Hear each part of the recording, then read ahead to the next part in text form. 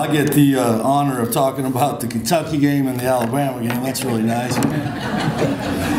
I didn't really see that in my job description, but it's kind of like when Coach took his shirt off that time at for Coach Summit's game. He asked me if I wanted to do it, and I said, if it's not in my contract, I'm not doing it. And obviously it wasn't. But obviously we're disappointed after our game last night for a lot of reasons. Number one, we didn't play very well in the first half, but going into halftime, we felt pretty good. They hadn't scored a basket the last 5 minutes and 51 seconds of the first half, and we hadn't played extremely well, but we had cut the lead down, I think, to 7. So going into halftime, we thought, well, we can play better, and it'll be a great second half. Came out and started the second half. I'm sure you guys watched it, and we made the first basket.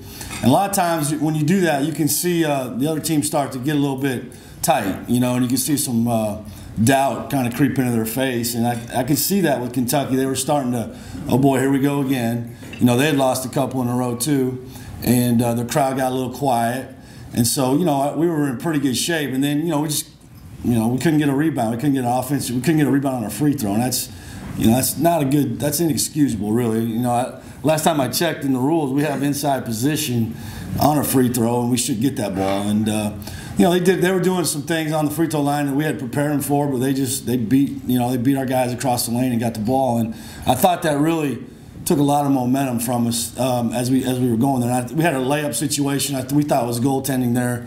I think you saw us probably all jump up and yell at Ted Valentine, but it didn't work. And I like Ted. I like having Ted on the road, to be honest with you. Ted's a good ref on the road. He's not a good guy to have at home because he likes to make the crowd mad, but he's a good ref to have on the road. And so, and from there, if you look at the stats, and that's what coaches do after the game. I mean, we got beat on the offensive glass, which we haven't gotten beat on the glass all year long pretty much. We've pretty much been plus the whole year. And going up to Kentucky, that's probably not one of their bigger teams they've ever had, I don't think. I mean, obviously last year they were a lot bigger.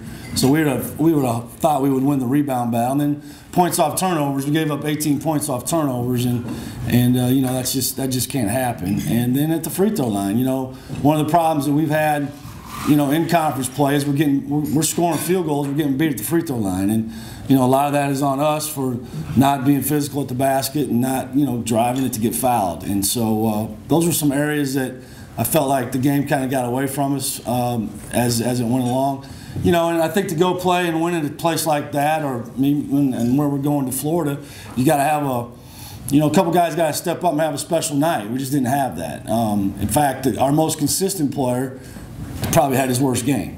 Tobias would probably tell you that. He didn't play well, and he's a freshman, and he's had a lot of great moments for us up to this point. He'll have a lot more here on out, but last night he struggled.